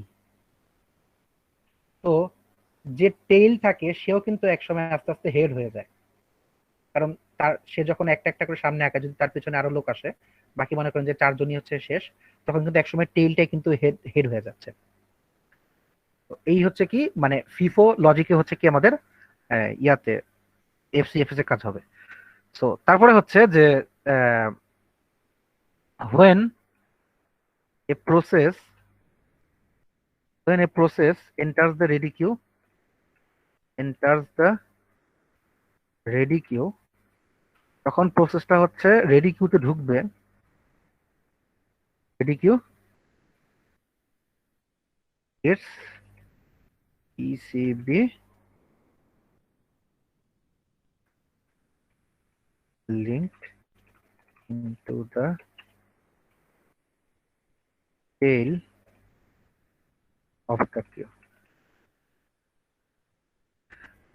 এই বিষয়টা হচ্ছে কি যে আপনার যখনই প্রসেস রেডি স্টেটে ঢুকবেন, পিসিবি মানে হচ্ছে প্রসেস কন্ট্রোল ব্লক, মানে হচ্ছে যে প্রসেসটা একটা একটা করে যে কাজ হচ্ছে, মানে প্রসেসটা রেডি স্টেটে ঢুকবে এইভাবেই যে একটা করে স্টেট, মানে এই এটা ধরেন হচ্ছে P1, তো P1 ঢুকবে, P1 কাজ শেষ হবে, তারপর হচ্ছে আবার P2 ঢুকবে, তারপর হচ্ছে কি আবার P3 ঢুকবে। মানে যে যে আগে লাইনে আসছে, ধরেন যে P3 আগে লাইনে আসছে, তো P3 তাহলে আগে ঢুকবে। আবার মনে করেন যে P2 পরে লাইনে আসছে, সে হচ্ছে কি P3 P2, আমি এই জন্য বললাম যে তাদের ইয়া অনুযায়ী আমি তাদেরকে ধরেন আমি নাম দিলাম আর কি। P3 এটা ফিক্সড না যে আপনি নাম P1 আগে থাকতে হবে, P3 একজনের নাম হতে পারে। তো P3 হচ্ছে আগে আসছে, P2 পরে আসছে, তো যে আগে আসবে সে হচ্ছে কি রেডি স্টেটে আগে যাবে। এই জন্য বললাম যে প্রসেসটা যে এন্টার রেডিও কিউতে আসবে সেটা হচ্ছে কি পিসিবি আকারে বা প্রসেস কন্ট্রোল ব্লক আকারে সে আসবে। আর যখন হচ্ছে কি সিপিইউটা ফ্রি হয়ে যাবে, তখন হচ্ছে কি আস্তে আস্তে আমরা কাজগুলো গোছাবো। দ্যাট মিনস হচ্ছে যে মানে একটা করে প্রসেস যাবে। প্রসেস তখনই যাবে যখন হচ্ছে সে সিপিইউ কে ফ্রি পাবে, সিপিইউ কে ফ্রি পাবে তখন হচ্ছে কি সে যাবে। আর লাস্টে হচ্ছে কি যে মানে আচ্ছা যদি এই জিনিসটাকে বলি যে the running time, the running process is then removed from the running প্রসেসটা হচ্ছে কি কিউ থেকে বের হয়ে যাবে। রানিং প্রসেসটা কিউ থেকে বের হয়ে যাওয়ার কথাটার মানে কি বলতেছিলাম যে রেডি রেডি স্টেট থেকে হচ্ছে রানিং স্টেটে যাবে। রানিং স্টেট থেকে যখন প্রসেসটা চলে যাবে তখন হচ্ছে কি নতুন আরেকটা প্রসেস এই ইয়াতে ঢুকবে, রানিং এ ঢুকবে। সো একটা প্রসেস ঢোকার জন্য শর্ত হচ্ছে যে আগে রেডি স্টেটে থাকতে হবে, তারপর সে রানিং এ ঢুকবে। রানিং এ ঢোকার কথাটা মানেই হচ্ছে কি সে এখন এক্সিকিউট হচ্ছে, এই মুহূর্তে সে এক্সিকিউট হচ্ছে। অর্থাৎ যখন প্রসেসটা এক্সিকিউট হচ্ছে, সিপিইউ তাকে এক্সিকিউট করাচ্ছে, তো তখন তো সে কাজ কাজ করছে। এরপর হচ্ছে কি তাকে বাইরে বের করে দেওয়া হবে। দ্যাট মিনস হচ্ছে যে তাকে আই মিন টু সে তাকে হচ্ছে যে প্রসেস শেষ করে দেওয়া হচ্ছে। তো এই যে প্রসেসটা শেষ করে দেওয়া হচ্ছে যে রানিং স্টেট থেকে, তখন হচ্ছে কি সিপিইউ কিন্তু খালি, ওই সময় রেডি স্টেট থেকে আরেকজন এসে ঢুকবে। তো এইখান থেকে হচ্ছে আমরা একটা জিনিস বের মানে এইভাবেই হচ্ছে কি এফসিএফএস টা কাজ করে। মেইনলি আমরা যেটা প্রসেস স্টেট বলতে যা বুঝাইছি, এটাই হচ্ছে কি এফসিএফএস এর মেইন কাজ। তো আমরা জাস্ট একটু দেখে নিই যে এফসিএফএস কতটুকু আপনার এফিশিয়েন্ট বা কতটুকু হচ্ছে ভালো। ধরেন আমি যদি একটা বক্স চিন্তা করি, যে ধরেন আমি একটা বক্স চিন্তা করলাম, এই বক্সের মধ্যে ধরেন আহ, এটা হচ্ছে এটা হচ্ছে প্রসেস গুলো আছে, এটা হচ্ছে প্রসেস, এটা হচ্ছে প্রসেস, আর এটা হচ্ছে বার্স্ট টাইম। ফার্স্ট টাইম নিশ্চয়ই মনে আছে, ফার্স্ট টাইম বলছিলাম কি যে ডিউরেশনটা কতক্ষণ সে কাজ করছে, অ্যাকচুয়ালি সে কাজ কাজ কতক্ষণ করেছে সেটাকে বলা হয় বার্স্ট টাইম। আচ্ছা, সো ধরেন আমি প্রসেস ধরলাম হচ্ছে তিনটা প্রসেস, ধরেন P1, তারপরে বললাম P2, তারপরে বললাম P2, তারপরে বললাম হচ্ছে P3। আচ্ছা, P1 P2 P3 আমি হচ্ছে তিনটা প্রসেস ধরলাম। এখন বললাম যে P1 এর বার্স্ট টাইম হচ্ছে 24, P1 এর বার্স্ট টাইম হচ্ছে 24, P2 এর বার্স্ট টাইম হচ্ছে 3, আর P3 এর বার্স্ট টাইম হচ্ছে 3, ধরেন আমি ধরে নিলাম। তো এখন এখানে দেখেন তিনটা প্রসেস দেওয়া আছে যাদের অ্যারাইভ টাইম হচ্ছে কি, প্রথমে হচ্ছে কি যে দেখেন, জাস্ট যদি বলি এটাকে যদি আমি বক্স আকারে করি, মানে বক্সটা দেখলে বুঝা যায়, এই বক্সটাকে বলা হয় গ্যান্ট চার্ট। গ্যান্ট চার্ট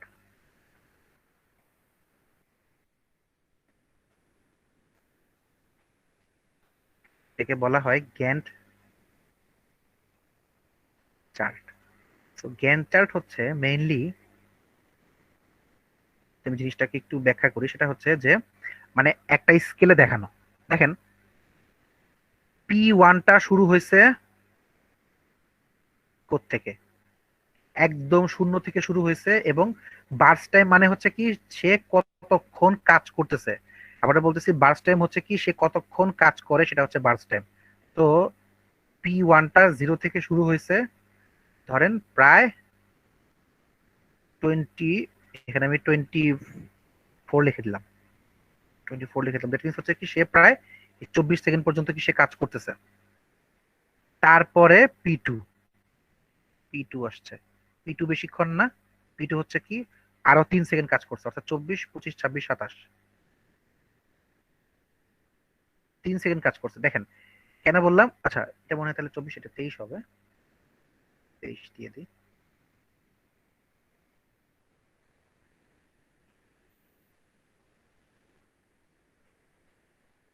না 24। তো দেখেন 24 দিলাম এই জন্য যে দেখেন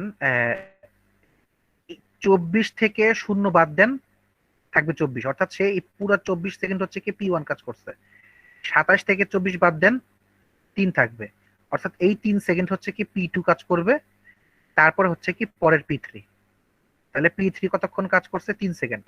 তো 27 থেকে আরো 3 যোগ করলে হয় 30, 27-এর সাথে আরো 3 যোগ করলে হয় 30, অর্থাৎ আরো 3 সেকেন্ড হচ্ছে কি P3 কাজ করতেছে। সো তারা শুরু হয়েছে হচ্ছে 0 থেকে। এখানে তিনটা প্রসেস আছে দেয়া আছে যারা arrive at time 0 and wants to use the CPU for its execution। 0 থেকে হচ্ছে P1 শুরু হয়েছে, তারপর হচ্ছে কি P1 ফুল শেষ করার পরে হচ্ছে কি P2 আসছে, তারপর P3 আসছে।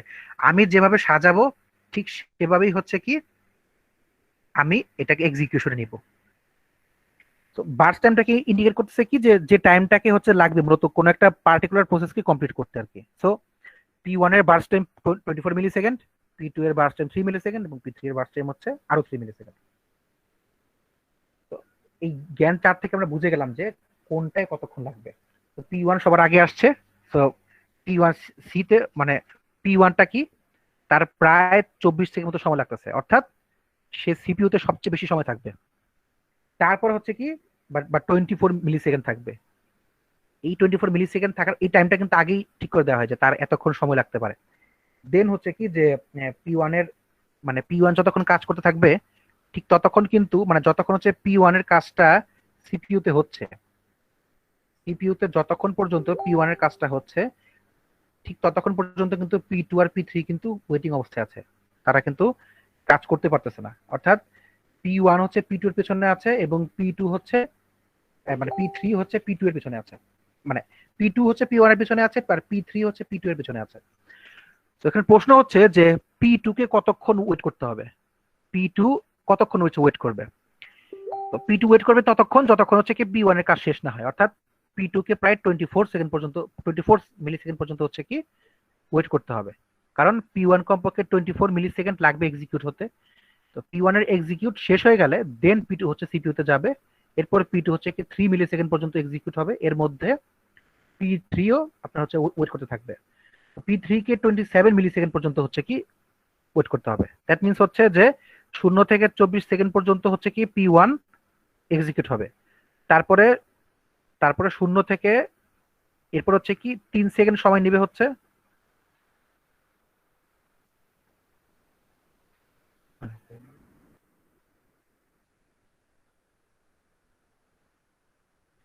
তো তারপরে 3 সেকেন্ড সময় নেবে হচ্ছে আমাদের P2। P2 হচ্ছে 3 সেকেন্ড সময় নিচ্ছে। তো 3 সেকেন্ড সময় নিচ্ছে, তার দ্যাট মিনস হচ্ছে যে তাকে মানে P2 কে ওয়েট করতে হয়েছে 24 সেকেন্ড, আর P3 হচ্ছে কি 3 সেকেন্ড সময় নিচ্ছে, কিন্তু P3 কে কিন্তু ওয়েট করতে হয়েছে 27 সেকেন্ড। 27 সেকেন্ড ওয়েট করার পরে হচ্ছে কি P3 সিপিইউ কে পেয়েছে এবং হ্যাঁ সিপিইউ তে সে নিজের কাজটা করাচ্ছে এখন, বা সিপিইউ তার কাজটা করতেছে।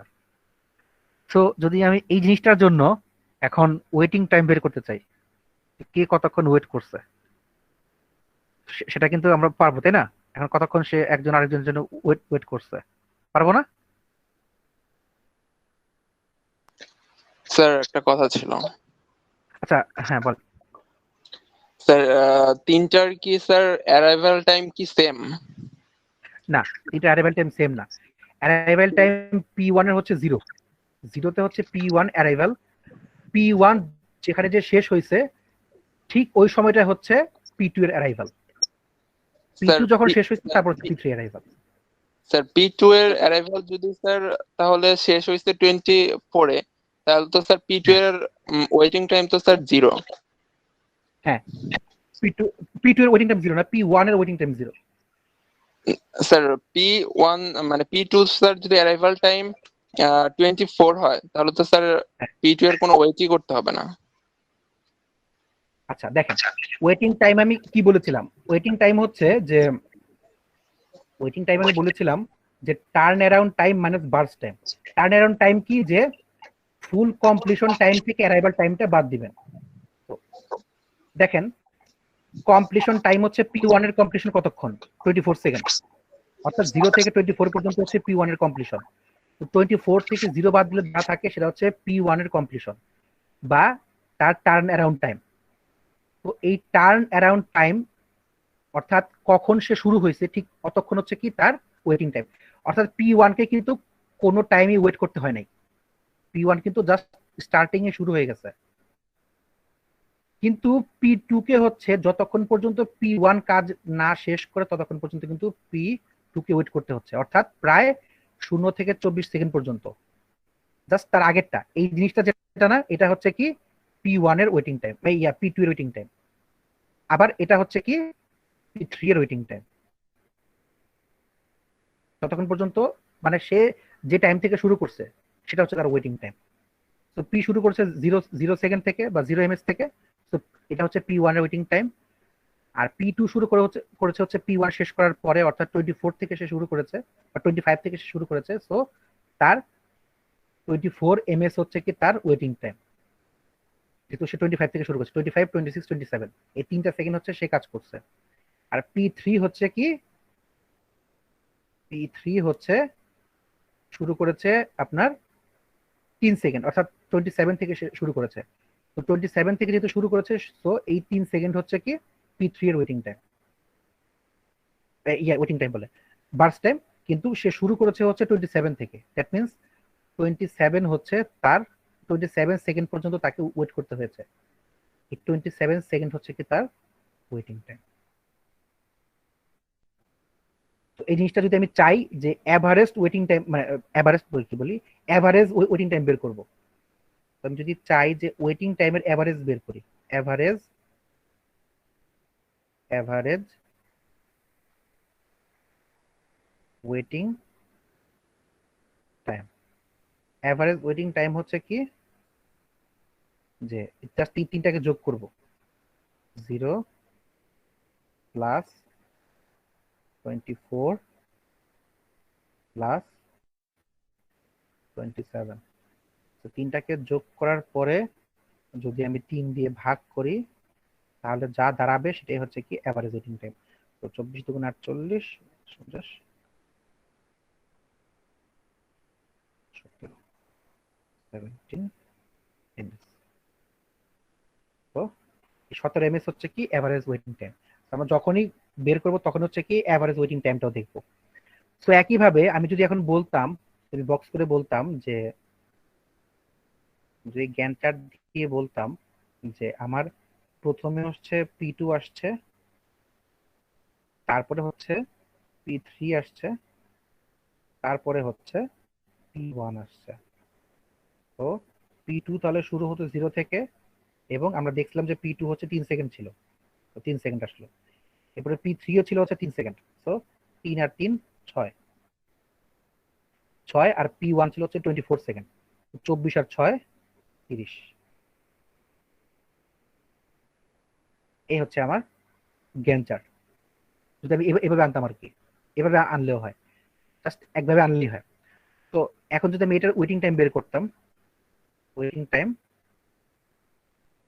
Waiting time of for P1, P1 এর ওয়েটিং টাইম তাহলে এখানে কত? P1 এর ওয়েটিং টাইম হচ্ছে কি 6 সেকেন্ড। এটাকে বলা হয় ওয়েটিং টাইম। জাস্ট যেখান থেকে শুরু হচ্ছে এটাকে বলা হয় ওয়েটিং টাইম, এটাকে বলা হয় ওয়েটিং টাইম, পরটার জন্য ওয়েটিং টাইম যেখান থেকে শুরু হচ্ছে। P1 এর ওয়েটিং টাইম হচ্ছে 6 মিলি সেকেন্ড, অর্থাৎ তাকে এতক্ষণ পর্যন্ত ওয়েট করতে হয়েছে। এরপরে যদি বলি P2 এর ওয়েটিং টাইম, P2 এর ওয়েটিং টাইম হচ্ছে 0 মিলি সেকেন্ড, বিকজ P2 শুরু করছে হচ্ছে 0 থেকে, তো 0 মিলি সেকেন্ড। এরপরে হচ্ছে যদি বলি P3, P3 এর ওয়েটিং টাইম হচ্ছে, P3 এর ওয়েটিং টাইম হচ্ছে 3, বিকজ সে 3 পর্যন্ত বসেছিল, তো 3 ms হচ্ছে তার ওয়েটিং টাইম। তো আমরা যদি এখন এটার অ্যাভারেজ বের করি, তো অ্যাভারেজটা কি হবে? 6, 0 আর 3, এই তিনটাকে যোগ করে যদি আমি 3 দিয়ে ভাগ করি, দ্যাট মিনস হচ্ছে 6, 3, 9, 9 কে 3 দিয়ে ভাগ করলে হয় 3, তো 3 ms হচ্ছে আমার সাবস্টেন্সিয়াল টাইম, বা কতটুকু হচ্ছে যে আমার আসছে।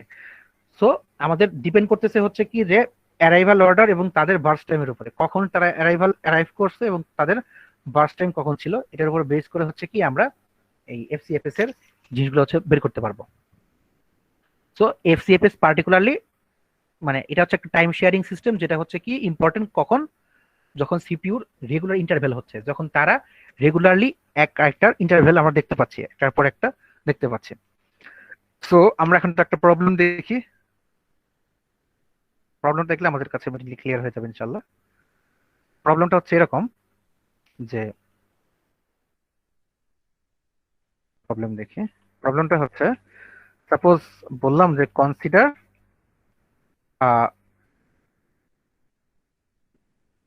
Consider the set of 5 processes, the set of 5 processes whose arrival time, and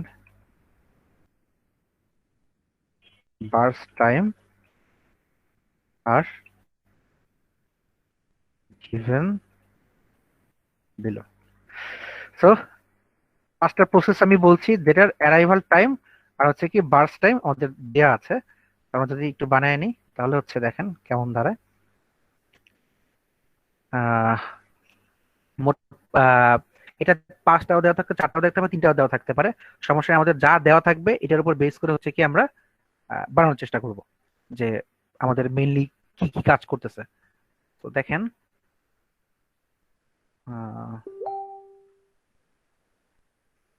2, 3, 4, 5,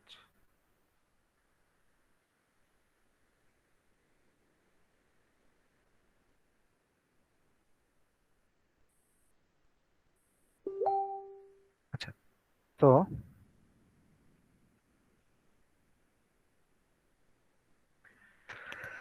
হ্যাঁ, ধরলাম যে এটা হচ্ছে P1, P1, আচ্ছা, দিয়ে হচ্ছে প্রসেস বললাম হচ্ছে প্রসেস আইডি, মানে যতগুলো প্রসেস আর কি, প্রসেস আইডি। এটাকে বললাম হচ্ছে অ্যারাইভাল টাইম, আর এটাকে বললাম হচ্ছে বার্স্ট টাইম।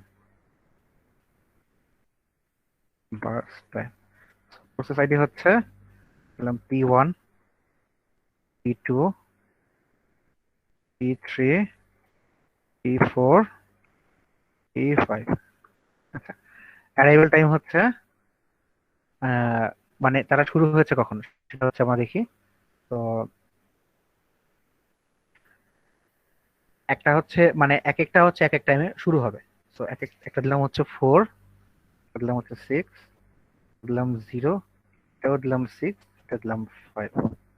আর বার্স্ট টাইম দিলাম হচ্ছে 5, 4, 3, 2। তো আমাদেরকে কি ক্যালকুলেট করতে হবে? কি ক্যালকুলেট করতে হবে? Calculate calculate the average time, average time নয়, average waiting time, average waiting time and average turnaround time, average turnaround time if FCFS if FCFS algorithm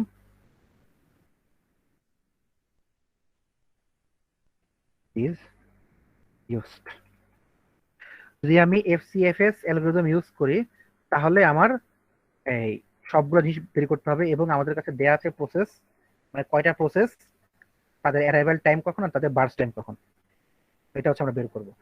তো এটার জন্য প্রথমে আমরা কি করব, একটা যেটা দেখেছিলাম একটা গ্যান্ট চার্ট ফার্স্ট তৈরি করব। গ্যান্ট চার্টটা হচ্ছে এরকম যে প্রথমে কি কি আসবে। তো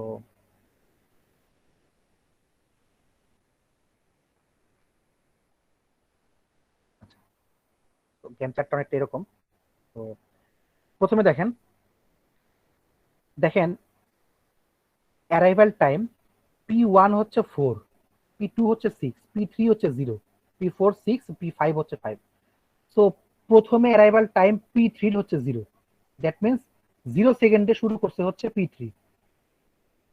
তো যে 0 থেকে শুরু করবে সে হচ্ছে কি আগে আসবে প্রথমে। তো 0 তে শুরু করছে হচ্ছে, আমি এখানে 0 লিখে দিলাম, অ্যাকচুয়ালি এখানে না লিখে বাইরে লিখবেন আর কি। তো 0 তে শুরু করছে হচ্ছে P3। এরপরে 0 থেকে দেখেন 0 তে শুরু করছে হচ্ছে P3, এবং 0 থেকে সে কতক্ষণ সময় নিছে, 3 সেকেন্ড পর্যন্ত সময় নিছে। আচ্ছা, যদি একটু ইয়া করে দেখাই।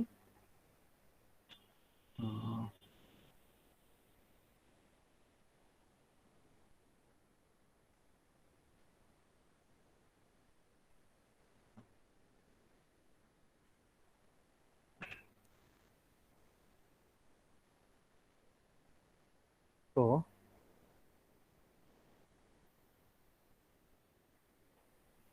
তো বিষয়টা হচ্ছে এরকম যে প্রথমে 0 থেকে শুরু হয়েছে, 0 থেকে শুরু হওয়ার পরে কখন সে আসছে, P3 সময় আসছে। P3 হচ্ছে আগে আসছে, কেন আগে আসছে? বিকজ P3 এর অ্যারাইভাল টাইম হচ্ছে কম, P3 এর অ্যারাইভাল টাইম হচ্ছে কম। তো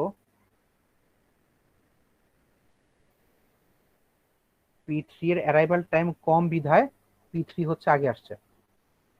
তারপরে P3 কতক্ষণ কাজ করছে? 3 সেকেন্ড পর্যন্ত, বার্স্ট টাইম হচ্ছে 3। তো P3 3 সেকেন্ড পর্যন্ত কাজ করলো। এখন এখন আপনারা দেখবেন যে P3 তে কে আসছে, বা শুধু 3 তে কে আসছে, বা 3 সেকেন্ড কার আছে। তো 0 থেকে 3 সেকেন্ড বুঝলাম, বাট শুধু 3 সেকেন্ড কিন্তু কারণ নাই। 4 আছে, 6 আছে, 6 আছে, 5 আছে, বাট শুধু 3 সেকেন্ড কিন্তু কারণ নাই। তো 3 থেকে 4, তাহলে 3 থেকে 4 এই মাঝখানের একটা সেকেন্ড সময় সে হচ্ছে ওয়েট করছে, সে কোনো কাজই করে নাই, আইডল অবস্থায় বসেছিল। এই সময় সে কোনো কাজই করে নাই, অর্থাৎ আইডল অবস্থায় সে বসেছিল, এটা হচ্ছে আইডল টাইম। সিপি ওই সময় কোনো কাজই করে নাই, কারণ ওই টাইমে প্রসেস দেওয়াই ছিল না। যদি আমাদের 3 সেকেন্ড সময় কোনো একটা থাকতো অ্যারাইভাল টাইম, তাহলে হচ্ছে সেটা আমরা আগে নিতাম। তো 3 থেকে 4 সেকেন্ড পর্যন্ত সময় সিপিইউ কোনো কাজই করে নাই, এই 1 সেকেন্ড পুরো সে বসেছিল। 4 থেকে কি শুরু করছে, 4 থেকে হচ্ছে P1। তো 4 সেকেন্ড সময় শুরু করছে হচ্ছে P1 শুরু করছে। এখন 4 সেকেন্ড সময় সে শুরু করার পরে সে কাজ করছে কতক্ষণ পর্যন্ত, 5 সেকেন্ড পর্যন্ত।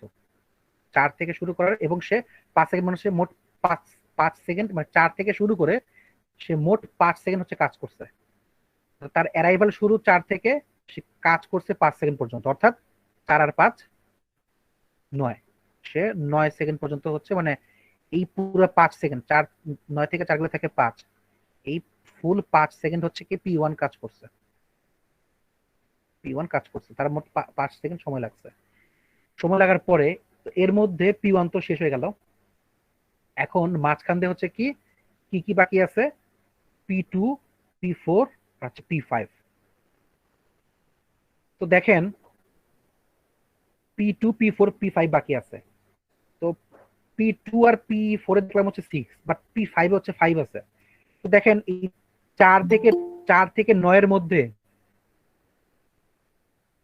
4 থেকে 9 এর মধ্যে 4 থেকে 9 এর মধ্যে দেখেন 5 ছিল না, যে 4 এর পরে 5, 6, 7, 8, 9, এক জায়গায় তো 5 ছিল। ওই 5 সেকেন্ড যখন, মানে এই 4 থেকে 9 এর মধ্যে কাজ করছিল, ঠিক 5 সেকেন্ড সময়ে যে হচ্ছে কি P5টা আসছে, P5টা আসছে। তো এরপরে শুরু করবে হচ্ছে P5 কাজ করা শুরু করবে। তো P5 মোট কাজ করছে হচ্ছে 4 সেকেন্ড, অতএব 9 আর 4 হচ্ছে 13 সেকেন্ড। অর্থাৎ P5 এর দেখেন P5 এর বার্স্ট টাইম হচ্ছে 4 সেকেন্ড। তো 9 এর সাথে 4 যোগ হয়ে 13 হয়ে যাবে। তো এরপরে দেখেন P5 এর কাজ শেষ করার পরে হচ্ছে P2 আছে আর হচ্ছে P4 আছে। তো P2 হচ্ছে 6 সেকেন্ড, মানে 6 থেকে শুরু করছে। P2 ও 6 থেকে, P4 ও 6 থেকে। তো P2 এবং P4 যেহেতু দুজনেই ইয়া থেকে শুরু করছে, 6 থেকে শুরু করছে, তো 6 কিন্তু এই 4 আর 9 এর মাঝখানেই ছিল, যে কোনো একটাই কিন্তু 6 ছিল। তাহলে আপনি বলতে পারেন যে স্যার দুইটারই তো অ্যারাইভাল টাইম সমান। আমরা কিন্তু এখানে অ্যারাইভাল টাইম আপনাকে আগেই বলতাম যে ফার্স্ট কাম ফার্স্ট সার্ভ, অর্থাৎ যে আগে আসবে তাকে আগে দেওয়া হবে, FIFO মানে ফার্স্ট ইন ফার্স্ট আউট। তো P2 আর P4 দুজনেই হচ্ছে কি অ্যারাইভাল টাইম 6। যখন এরকম দেখবেন যে অ্যারাইভাল টাইম দুজনের সেম হয়ে যাচ্ছে, ঠিক ওই সময় করবেন কি, যে যার প্রসেস আইডি আগে তারটা দিয়ে দিবেন। অর্থাৎ প্রসেস আইডি হচ্ছে 2 আগে, 4 পরে। তো আগে হচ্ছে P2, তাহলে P2 আসবে, দেন হচ্ছে P4 আসবে। তো P2 এর জন্য হচ্ছে কি, যে P2 এর হচ্ছে 4 ছিল, বার্স্ট টাইম 4। তো 13 আর 4 হচ্ছে 17, 17। আর P4 এ হচ্ছে কি আরো 4, সরি 2, P4 এর বার্স্ট টাইম হচ্ছে 2। তো 17 আর 2 হচ্ছে 19। তো এই হচ্ছে আমাদের মেইনলি জ্ঞান চারটা। সাইরিল বসেছিল, এরপরে P1, এরপরে P5, P2, P4।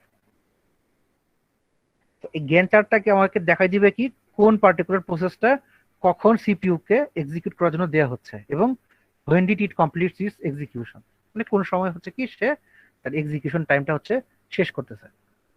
সো আমরা এখান থেকে আমাদেরকে বের করতে বলছি কি, যে এভারেজ ওয়েটিং টাইম আর average turnaround time. So average waiting time আর এভারেজ টার্ন অ্যারাউন্ড টাইম যদি আমরা বের করতে চাই, তাহলে আমাদেরকে কি করতে হবে, এখান থেকে বাদ দিতে হবে তাহলে। তো দেখেন আমাদের এখন যেটা পেলাম 0, 3, 4, 9, 13, 17 আর 19, এই প্রত্যেকটা জিনিস হচ্ছে কি তাদের কাজের সময়, অর্থাৎ কোন টাইমে কে কতটুকু কাজ করছে। অর্থাৎ শূন্যতে শুরু করছে 3 যে শেষ করছে P3, অর্থাৎ পি মানে P3 এর শেষ টাইম হচ্ছে 3। তারপরে P1 এর শেষ টাইম হচ্ছে 9, P5 শেষ করছে হচ্ছে 13-এ, P2 শেষ করছে হচ্ছে 17-এ, আর P4 শেষ করছে হচ্ছে 19-এ। এইটা হচ্ছে তাদের কমপ্লিশন টাইম, কোন টাইম হচ্ছে তারা কমপ্লিট করছে। তো এই কমপ্লিশন টাইমটাই হচ্ছে কি আমরা এখানে বানাইনি। অর্থাৎ এখানে আমরা আরেকটা বক্স বাড়ায় আমরা এখানে দিয়ে দিলাম হচ্ছে কি কমপ্লিশন টাইম।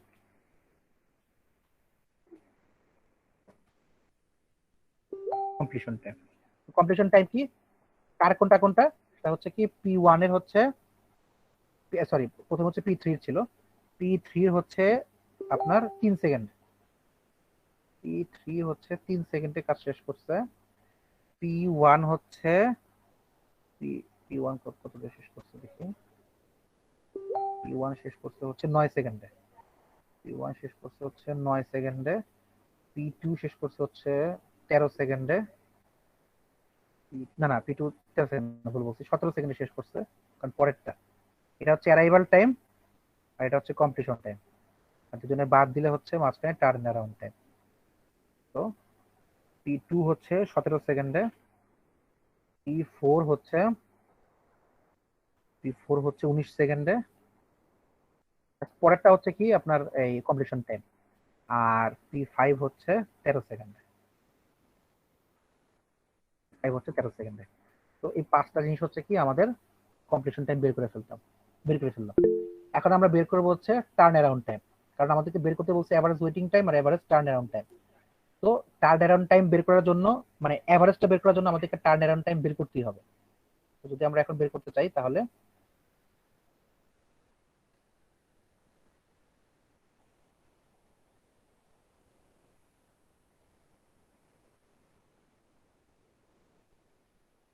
তো আচ্ছা আচ্ছা আচ্ছা, আমি আর জাস্ট আরেকটুখানি বাকি আছে। টার্ন অ্যারাউন্ড টাইম,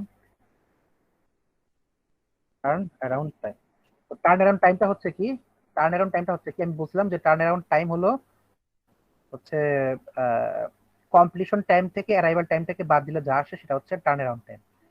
তো কমপ্লিশন টাইম হচ্ছে 9 আর অ্যারাইভাল টাইম হচ্ছে 4। তো 9 - 4, 9 - 4 হচ্ছে 9 - 4 হচ্ছে আপনার 5। তারপরে এটা হচ্ছে 17 - 6, 17 - 6 হচ্ছে 11। তারপরে 3 - 0, ওইটা হচ্ছে 3।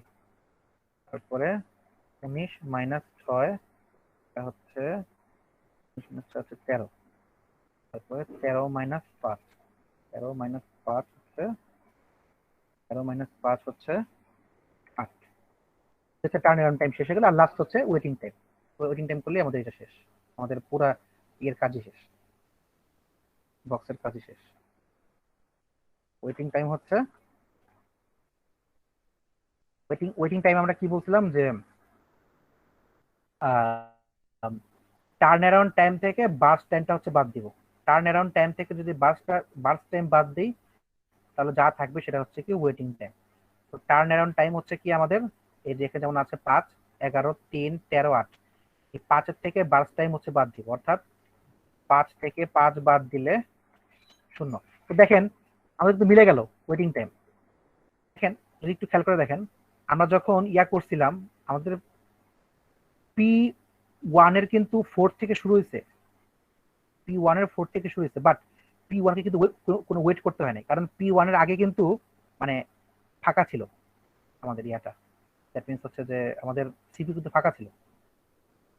তো পি কিন্তু সে কিন্তু 0 সেকেন্ড হচ্ছে মানে মানে ওয়েট করছে। তারপর হচ্ছে কি যে P2 হচ্ছে কি যে তাহলে 11 - 4, দ্যাট মিন্স হচ্ছে এখানে হচ্ছে 11 আর এখানে হচ্ছে 4, বার্স্ট টাইম 4।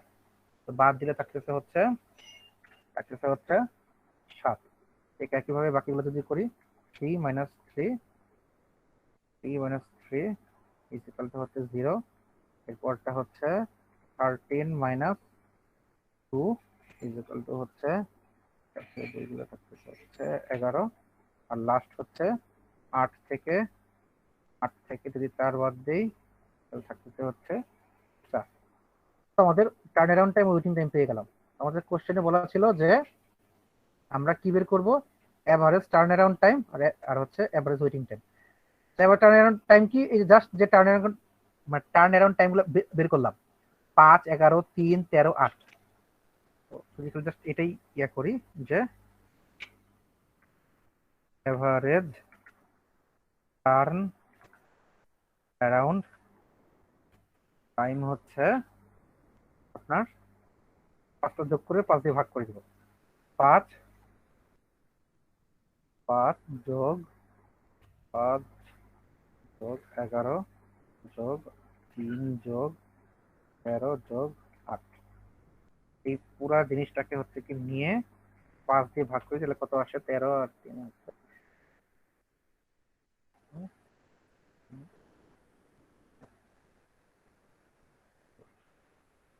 8, 40 হয়। 40 থেকে হচ্ছে কি 40 কে আমি যদি 5 দিয়ে ভাগ করি তাহলে হচ্ছে কি আসে 8, মোট হচ্ছে 8 ইউনিট। আর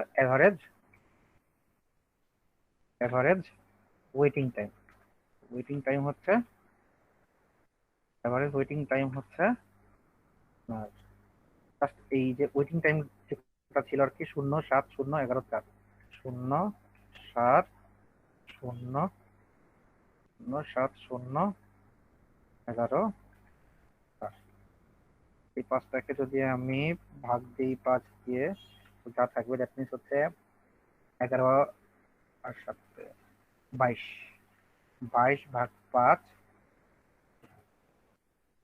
2.4।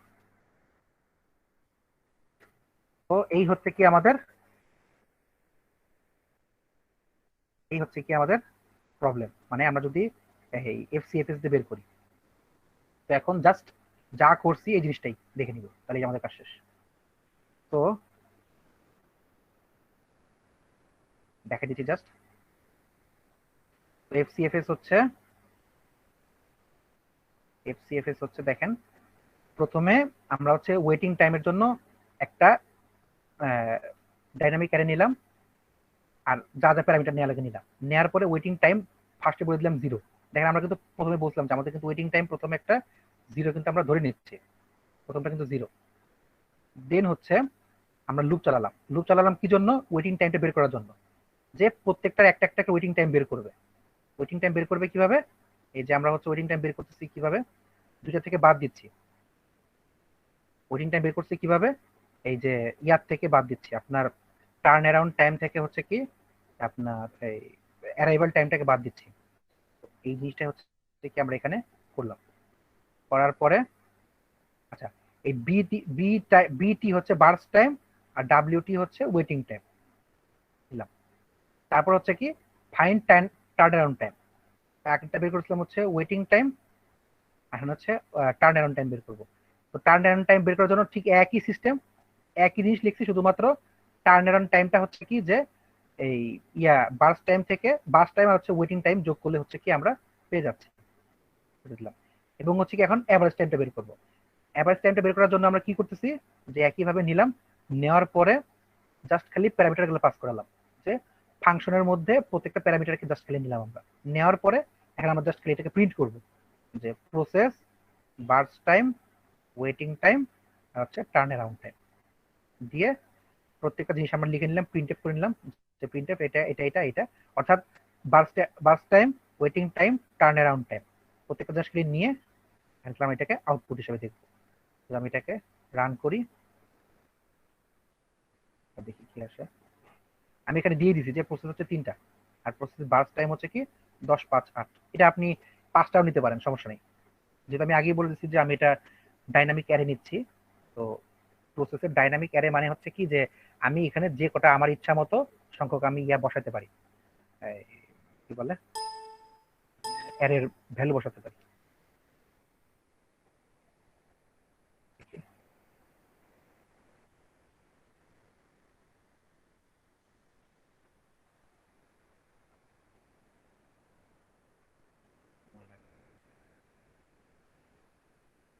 শেষ। তো প্রসেস 1 2 3 তিনটা প্রসেস নিয়েছি। বার্স্ট টাইম নিচ্ছে হচ্ছে 10 5 8, ওয়েটিং টাইম প্রথমে নিয়েছিলাম হচ্ছে 0, পরটা 10, পরটা 15 আর টার্ন অ্যারাউন্ড টাইম। তো আমাদের আলটিমেটলি কিন্তু আমাদের যা দেয়া আছে বক্স উঠাতে হবে না, জাস্ট বার্স্ট টাইম যেটা দেওয়া ছিল তার থেকে আমরা ওয়েটিং টাইম আর টার্ন অ্যারাউন্ড টাইম বের করলেই হয়। তো টার্ন অ্যারাউন্ড টাইম দেখেন, এভারেজ ওয়েটিং টাইমটা দেখেন যে 0 10 আর 15 তিনটাকে যোগ করলাম, 10 আর 15কে যোগ করলে হয় 25। 25কে হচ্ছে কি আপনার 3 দিয়ে ভাগ দিব, তো 3 8 24 হয়, তো 8 জাস্ট 8 দিয়েছে, তো ফ্লোট দিতাম তাহলে হচ্ছে 8 পয়েন্ট সামথিং আসতো। টার্ন টাইম হচ্ছে 10, 15 আর 23। 10 আর 15 25, 25 থেকে 50 থেকে 2 বাদ, মানে হচ্ছে 47, 48, 48কে 3 দিয়ে ভাগ দিছি হচ্ছে 3, মানে হচ্ছে 3 16 48। তো এই হচ্ছে কি আমাদের এফসিএফএস বা ফার্স্ট কাম ফার্স্ট সার্ভ। এই হচ্ছে আমাদের আজকে ছিল। তো